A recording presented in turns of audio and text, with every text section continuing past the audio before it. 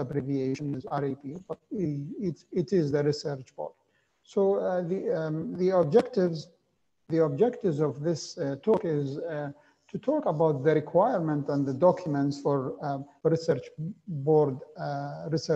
ethic board application, and then protocol and the how to write the authorships and the type of consent form and how to fill the application form, how to communicate with the ethic board, and how the submission dates and the duration of approval and validity, and if there is audit in your country. All these things will be discussed. And just in case there is a detour or termination of the study, what is the process? So the requirement of the study depend on the state and the country, and on your institute, also the numbers and the expertise of the ethic board. But definitely you need copies of protocol. Now, most of the ethic board will require at least 3 copies or hard copies. And some of them will maybe get more, others will get low, and this change with time, especially now with the Corona era, and these might change, but most of the institute and state will require 3 hard copies. And in the application, you need the authorship details. You need the names, title, phone number. They may ask you about your local country IDs. You need copies of the CVs of the authors, and you need their certificate. And then you need something called GCP. And GCP, sometimes the term and the name change between countries, but it's called good clinical practice. It is a course, you take it online, and then you do a test, and then you get the certificate. It's not a must to take the course, but you can simply copy and paste the questions on Google and find the answer. But it is good for you to practice before you do the exam and get the certificate, because it helps you lots about the ethic and the consequences of doing research and patient rights and patient protections and the legal issues. You need a copy of the application form. Again, most of the research ethic board will need 3 copies of the application form, and I will show you example of application form. You need copy of consent form. Most of the research will ask for 3 copies, and we've seen one of the example of consent form. Of course, it's not a must to be the same, but all the consent forms are different, but they contain the same principles that we talked about in the last session. You need the name, the title, the phone number, and the email of all of the study contact person. You need also soft copies of the above. Most of the people, most of the research ethic board asked for CDs a few years ago, but now they ask for memory stick. And however, one of the most important, and probably the most important point, and I would even put it as the first in the line, is you're able to answer the ethic board questions. And if you don't know, do not answer, ask before you answer, because that might determine the approval or rejection of your research or study. And now the protocol, we've talked about it many times. And do you guys hear me? Do you guys see? Yes, we can hear. Yeah, yes. so Safa is not you, is not us, it's your internet. So the protocol should state clearly, there should be short and long title. There should be introduction, there should be methodology, there should be inclusion and exclusion criteria. There should be the sampling process and randomization. And there should be also the consenting process, from the writing the consent, getting approval, and approaching the patient, and so on, that we talked about. It should talk, the protocol, about data collection and data safety, patient safety. It should include about the adverse event reporting, about the complaint process, about patient safety committee and data safety committee, and so on. the protection of confidentiality, or something they call FIA, or Personal Health Information Act, or there might the act or the law, it might different between countries, but most of all of them are within the same criteria, keeping the patient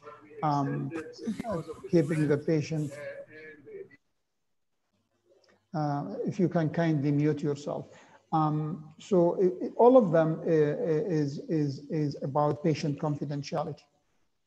The protocol should also contain how to collect data, how to test the data, most of you asking about testing data, and then how you present the data, graphs, and so on.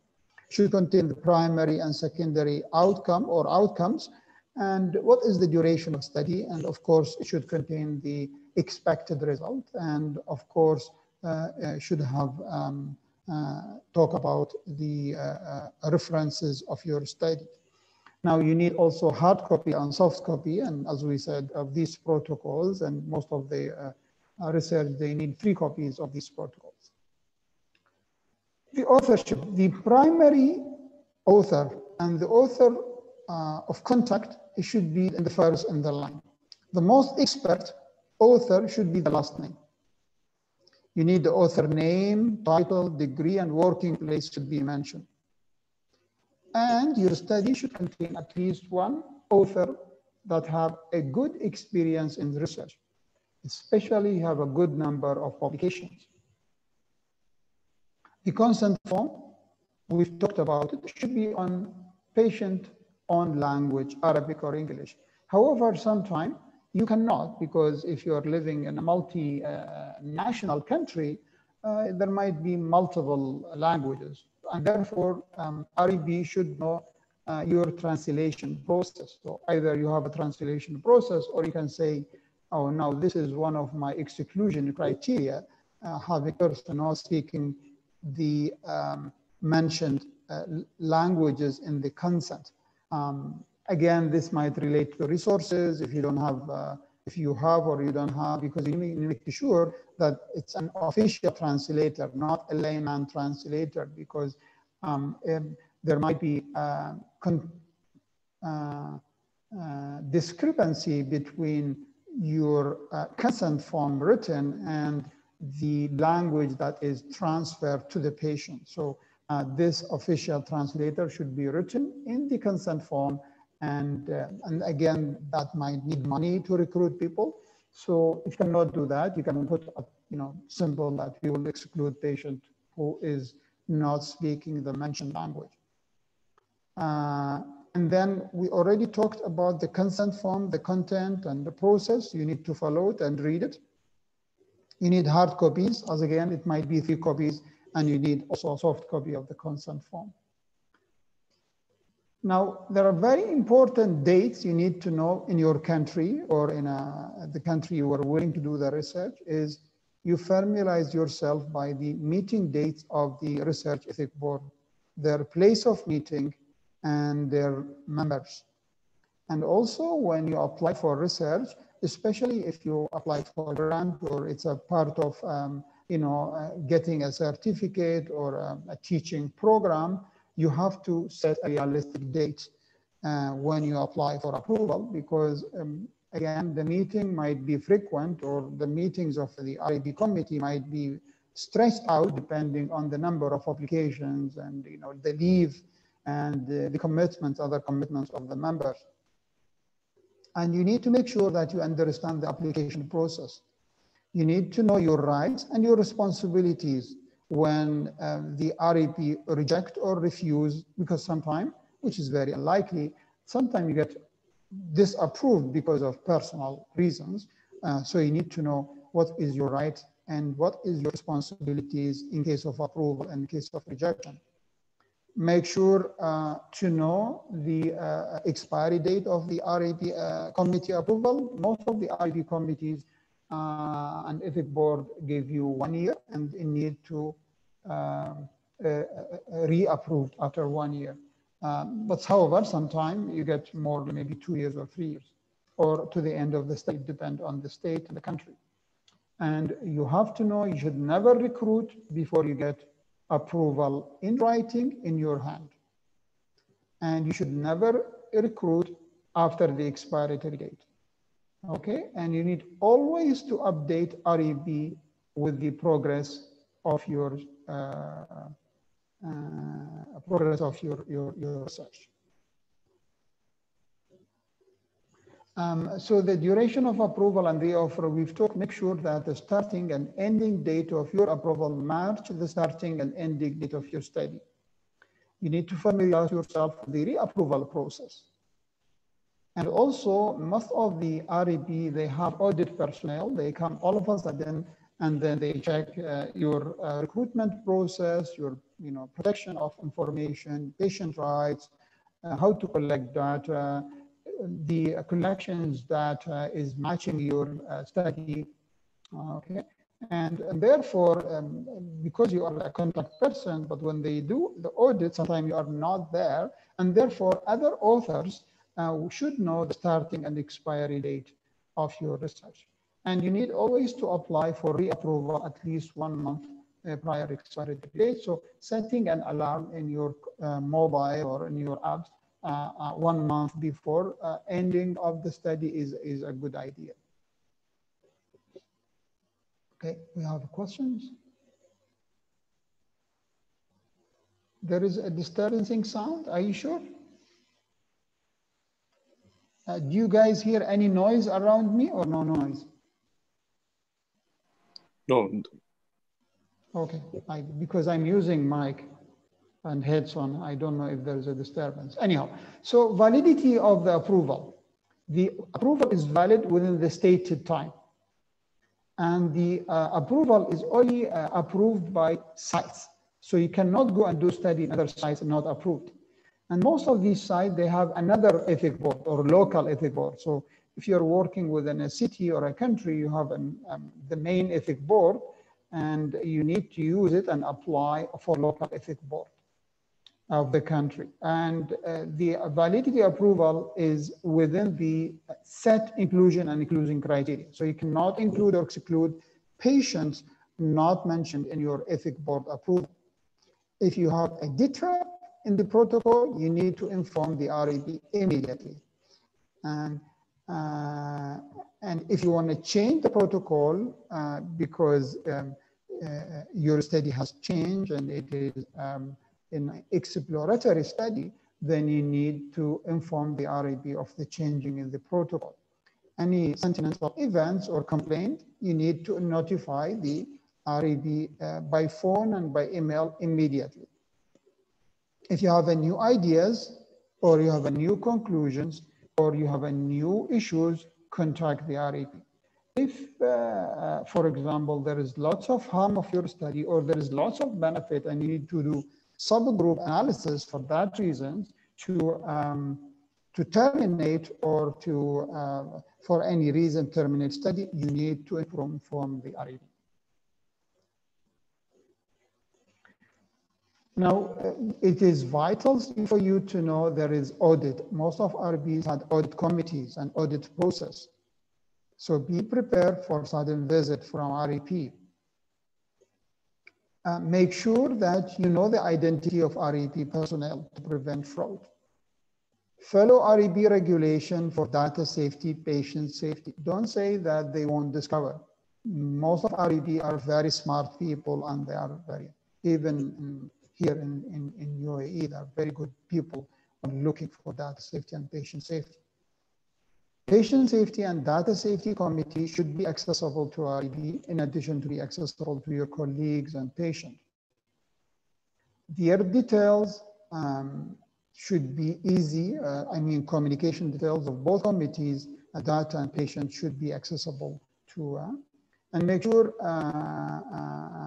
they are always reached. So when you select members of this data and patient safety committee, they should be accessible, or they should have like on duty or on call person who's picking up and responding either to phone call or emails. Because if they don't, they will come back to you and they might pause or terminate your study. Now, if you want to terminate the study, you need to inform the local ethic board immediately. Now the termination can be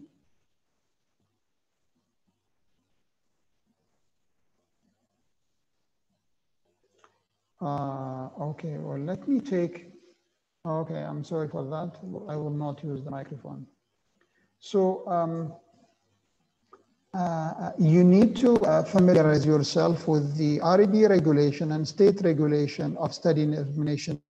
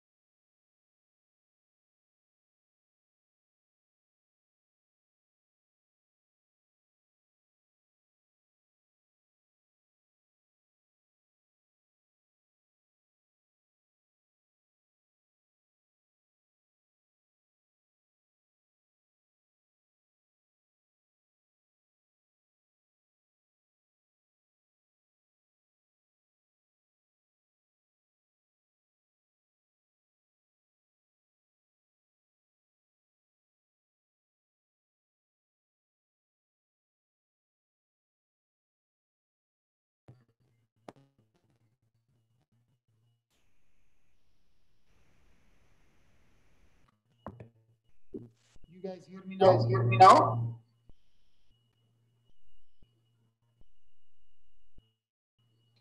Yes, we can hear you now. Okay. Yes, Dr. Hari. Okay. Sorry about that. I got disconnected. So let's go back. We ended with the audit and we moved to termination of the study. And we've talked the termination of the study can be because there is more than acceptable risk, morbidity or mortality, and there are very clear benefits. In either way, randomization should be stopped. Or not the randomization should be stopped, but maybe the study itself should be stopped. Okay. You need to know about the state regulation, about patient rights, patient confidentiality, patient protection of their legal rights for healthcare, and settlement for injury. Settlement means compensation during the study process and the right of study's consequences.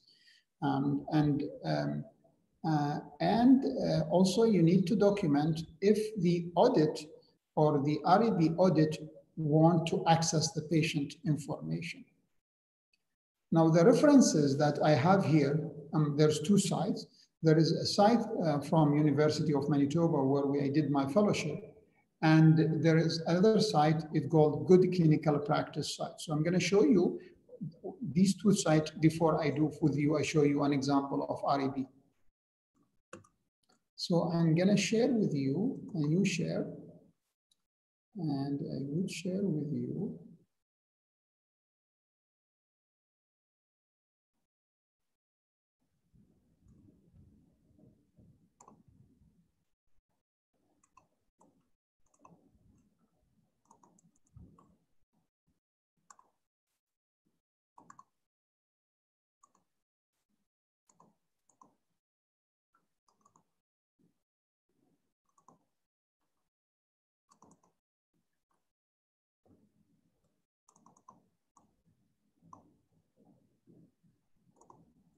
Do you guys see the website? Yes. Okay, great. So you can see this is the site for the Ethics Board of University of Manitoba of Canada.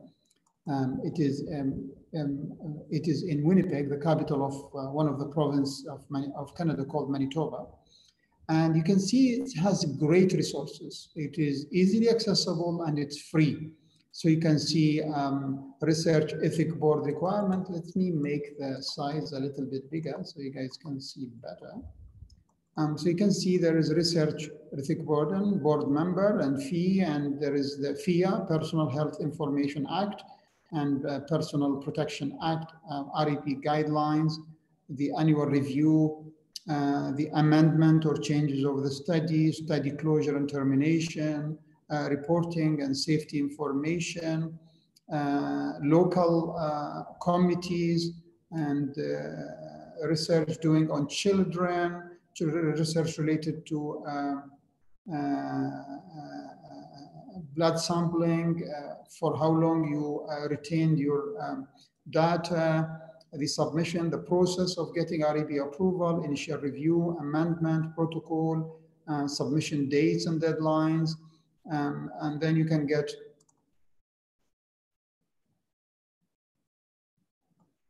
Do you guys see the website? We see the website. Yes. Do you see the information, the links that I'm talking about? No, only the head. No, the head, the modules, the institution review board informed consent. Yeah, it is the starting. Oh, you don't see, okay, you don't see, I don't know why you don't see the details, but anyhow, so you can see the ethic guidance, the process. If you access the website yourself, it's called University of Manitoba Ethic Board, you can see the details. It is a very good resources, and you can, there is, the forms and templates, ethic guidance, and there are many other websites. Okay, so this is a good website for you to learn and teach yourself about the ethic board. So I'm going to show you another share, and please advise me if you see it.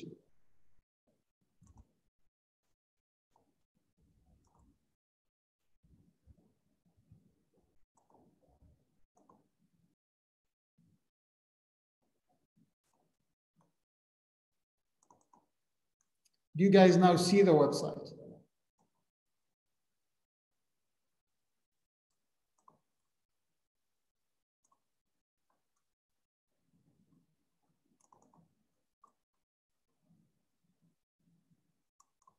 Do you see the website? Do you guys see the website? Yes, No. yes. Same one. Yeah. No, Doctor. New one. Called No. The old one. No. Oh, okay. No, Well, let me see. This is the old. Do you see it now? No. No, I don't know. No change. Let's stop. Now, do you see me again, right? Yes. Okay, well, let's start sharing again.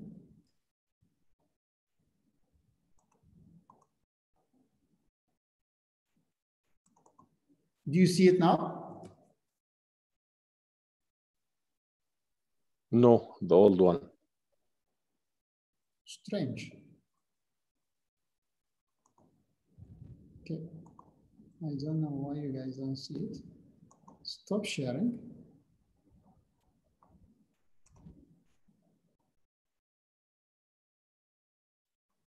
And start sharing. What do you see, guys, now? Certificate of your. Good. So you see in the certificate. Yes. So let's pause this. Yes. Let's start a new sharing. What do you see now?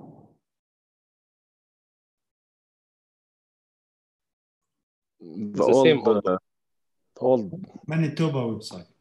Good clinical practice. You see a good clinical practice now? Yes, yes. Good. So you can see this website have modules. I don't know if you see the modules, resources, certificate, and frequently asking questions. So what you do is you go to the website and register yourself, and you see the modules of the ethic training, and you can see an introduction, institute review board, informed consent, confidentiality, participant safety and adverse events, quality assurance, research protocol, documentation, and so on. So you take the exam, and you need to have more than 50 to pass. And once you did the exam, you can first do training. So you can see these are the training modules before you do. And you can have your certificate right away. You can see the certificate, you can print it, and you can have the resources. It's a very good resources. So if you go to introduction, and you can save it, and then pick it up, and then you can take the exams again. And it has very good resources, meetings. There are many things. It can take you to the clinicaltrial.gov to register your study. It has personnel that you can communicate with. You can see the name of ethic board here is OHRP, is different from, and so on. So the names might be different. So this is a good clinical practice, is a very good website for you to learn about the conducting a study, getting approval, and then patient right and ethic and so on. So I'm gonna,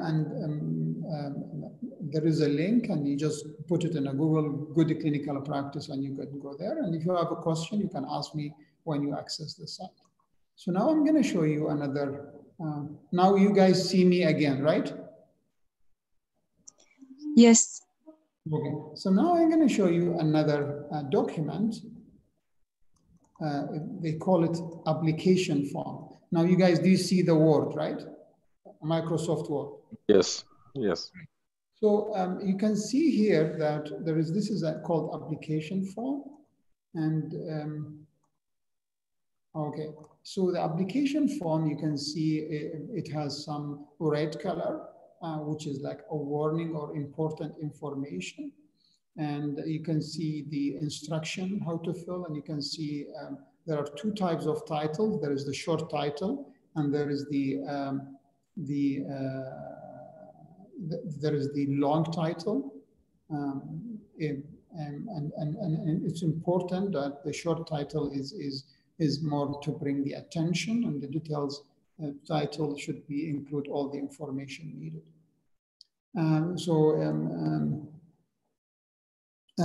You need to know, you need to mention to the REP why you are doing the research. Is it a part of a study, a graduate or postgraduate, master or PhD, or interest, or why you're doing the study?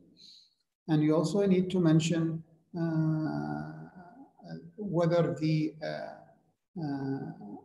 the project, what is the type? Is it a drug or a device or anyhow? And a chart review, you need to mention that. And you can see you need to mention the principal investigators, the location and contact details and the name and certificates. You need to mention other people who's with you in the research and you know their ID, their institutes, and so on. You can see this is a multinational, multi-site, multi-country. And then you need to sign and date. You can see there the other content, in addition to the reachable person, and you can see they want this person to 24 hours being reachable. You need the qualifications of the principal investigator, and then they start ask you question, do you have any conflict of interest? That's mean if you are doing a study about important device in neonatology and you are a neonatologist at the same time using the machine, or you are part of a company, or any conflicts or many conflicts. So you need to mention if there is a conflict of interest or not. It doesn't mean if you have conflict of interest, they will refuse the study, but they might. And there are more questions they will start to ask you. If this has been approved before by any other committee, you kindly, if you kindly mute yourself. And you can also, if that's the case, it's been approved before, what is the institute and their email and so on. Starting date to ending date, it's important. Where the study will be conducted. Is it a multi-site or single site? You can see, does it involve a human being? Yes or no? And what is the goal of the research? What is the end? And you can see here's the goals. And what is the research important and what is contributing and why you're doing it? Who's the participant, which means the targeted or targeted population? What is the expected total number? And you can see project involved, if they involve children, that's very vital. You can see the different group of population that mentioned, they want you to select. What's your inclusion? What's your exclusion criteria?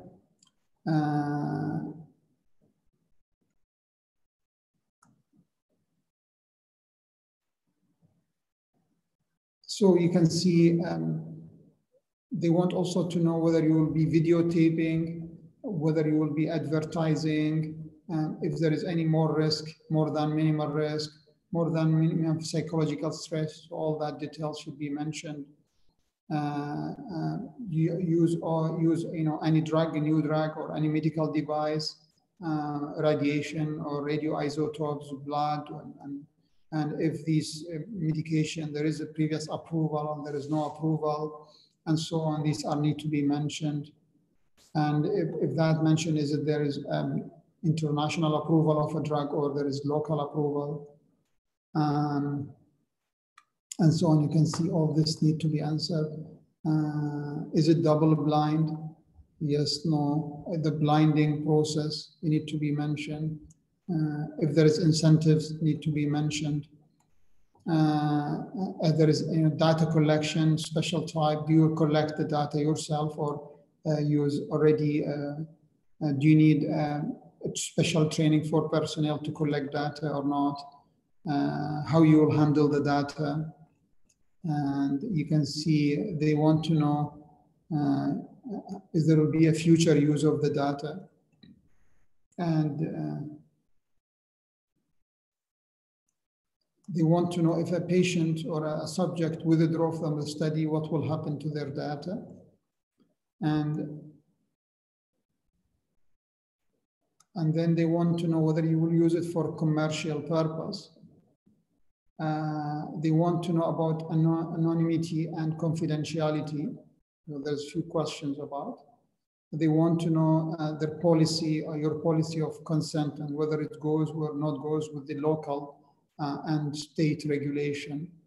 what are the languages that you will be using, and what will happen if there is a patient or a subject not speaking the aforementioned languages. And they want to know the consenting process, how and when, and they want to know how you will sign the consent and where you will initialize and so on.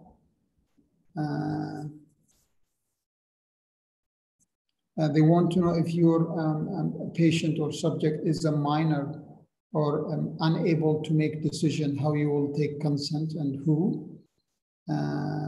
They want to know, is this funded or sponsored research or not? They want to know, there is a principal investigator signature and the head of the department that you will be doing the study signature. And they won't give you a free space to write any other information that was not asked in your study. So I think I am done with this, and I will be happy to take questions. I know today is not a kind of lecture, it's a kind of informing you the process. And the process, of course, now, if somebody asks why this process, I can go and do research. It's not required in my country. Without proper research, you probably cannot publish your article in a high caliber journal, and the confidence in your research will be less. And people citing or considering your articles and considering your future research without a very solid and strict REP process, people will probably not considering your research. So I'm open now for questions if anybody has a question. To this, related to this or related to any other sessions. السلام عليكم. عليكم السلام دكتور ماهر تفضل. الله يسلمك دكتور بشار. Just a question about this what you explain now can be used or only for Manitoba, or we can use it in our... On the application form? Yes. No, it's a standard for all the countries. You just need to change the names and the title. You can use it, change it, put your title, your logo, and use it. It's a standard.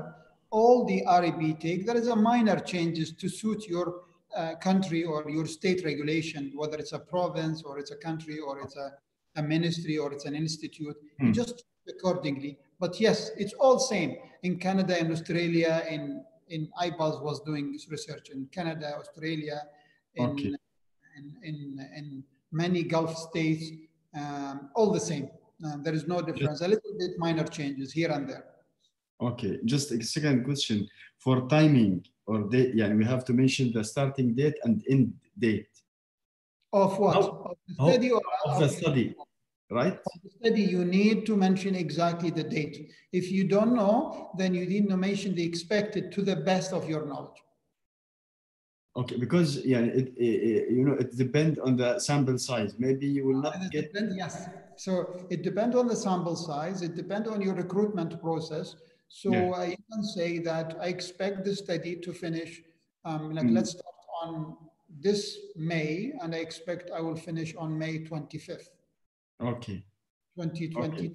And depend on the expectation, like more than... To the best of you. And if and most of REPs, they give you 1 year approval, and then you need to reapply.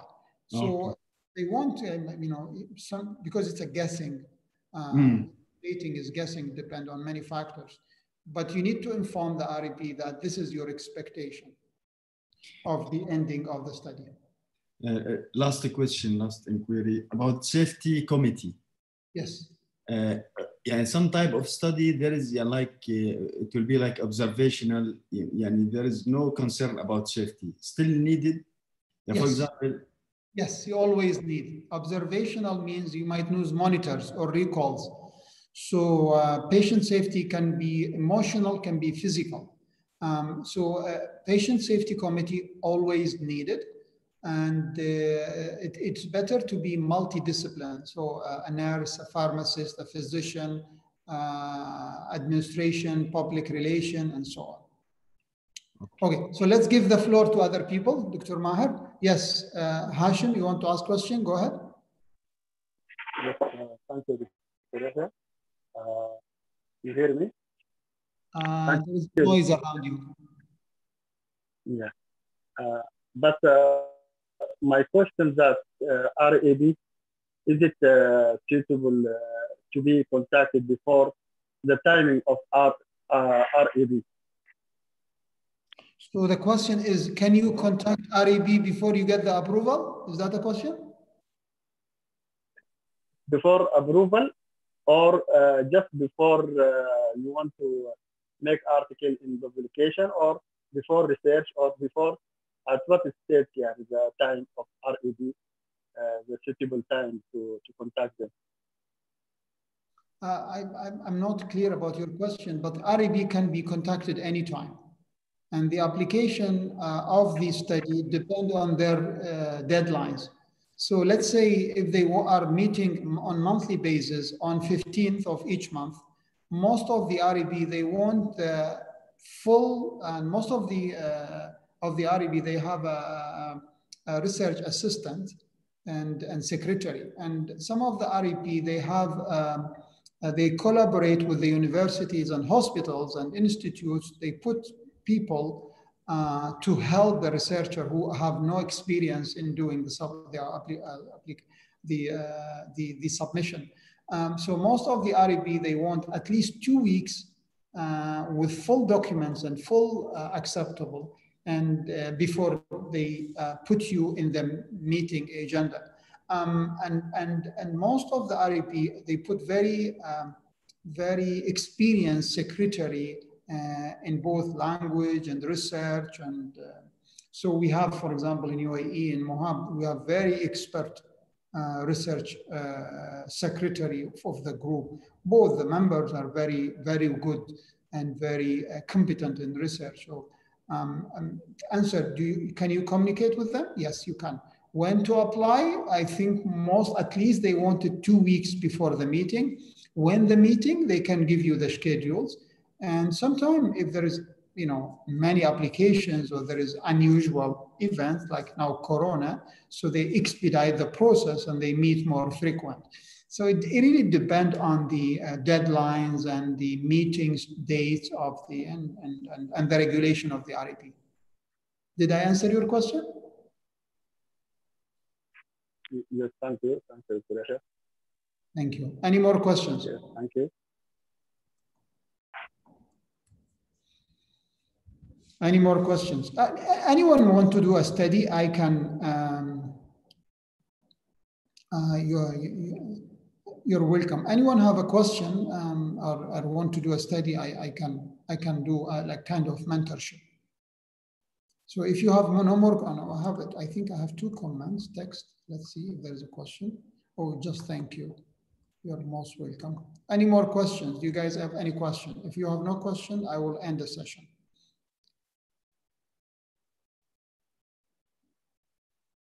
No more? Well, thank you very much. And I hope I see you with the next session. Have a good night. Good night. Bye-bye.